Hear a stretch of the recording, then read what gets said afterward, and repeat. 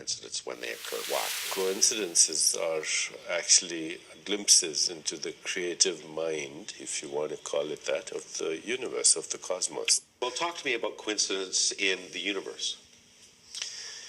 Every step along the way, the evolution of the universe was a coincidence. When the Big Bang occurred, for example, there were 1 billion plus 1 particles for every billion antiparticles. So that initial discrepancy, the particles and the antiparticles collided.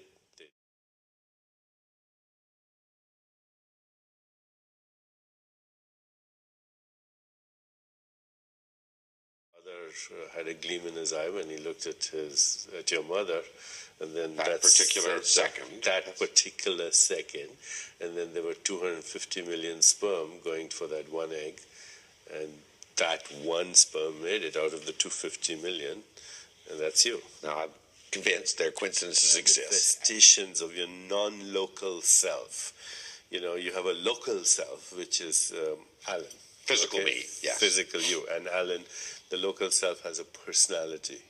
The local self has thoughts, feelings, emotions, moods, etc. But then there's a deeper non-local self that is orchestrating synchronistically the activity of your body, including your perception, cognition, all of that behavior. It's the animating force of life, what people might even refer to as the soul. Major companies. And so I always ask them, what do you think was the secret of your success? And invariably they say, I was lucky. I happened to be in the right place at the right time. Okay, they invariably say that. You know, they're all, there's a lot of people doing good, hard work, and a lot of people who are ambitious, and a lot of people who are creative, and a lot of people who have excellent ideas, and a lot of people who have good education. But in the end, that one thing determines them.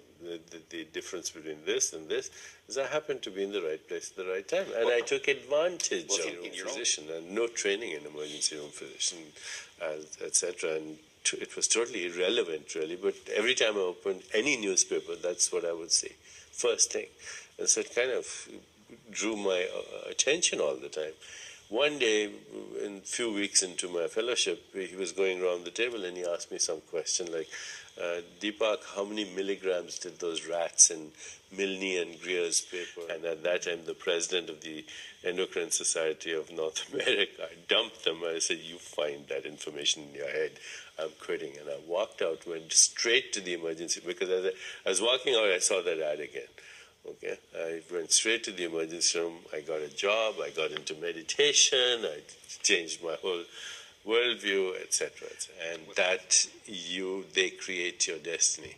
Now, it may be happening subconsciously and you're not aware of it, but when you become aware of it, then of course you become the choreographer, the director, the producer, and the screenwriter of that drama, which you're temporarily going through as an incarnated soul, if you will. Now, you also talk from there about the 7 principles of synchrodestiny. I do. The situations, the circumstances, the events, the relationships of your life unfold as a result of your sense of self. If I'm in a constricted, fearful state of awareness, I'll find myself in those situations. So at the end of the day, you sit quietly and on the screen of your consciousness, you watch yourself and what you did during the whole day, without evaluating or judging anything. Just, watch the scene go by, and you as part of the scene. Because in the mere observation of yourself, without evaluation, you have insights. So this is why like keeping a journal is important. Yeah, keeping a journal is very important. But just watching yourself. And, you realize, oh, maybe that was embarrassing what I did there. And maybe, I could have done that, etc. So there's an insight in observation of yourself. Awareness in which things come and go. Because what happened yesterday is already a dream. Part of this exercise is also to see ourselves in others and to understand our relationships with others more. Explain that. Well, emotionally speaking, those that you are attracted to and those that you are repelled by are indeed a mirror of yourself, in that you're attracted to people in whom you find traits that you have but you want more of. That's why you like to hang around with them, because you like that energy.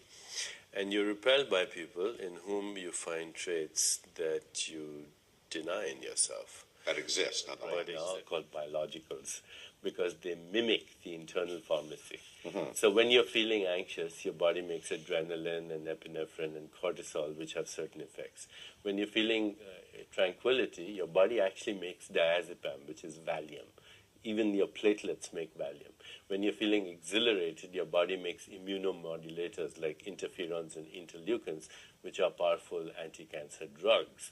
So there is an inseparability between what is happening in your so-called mind and what is happening in your so-called body. In fact, they're inseparably one. One is an objective way of looking at it, the other is a subjective way of looking at it.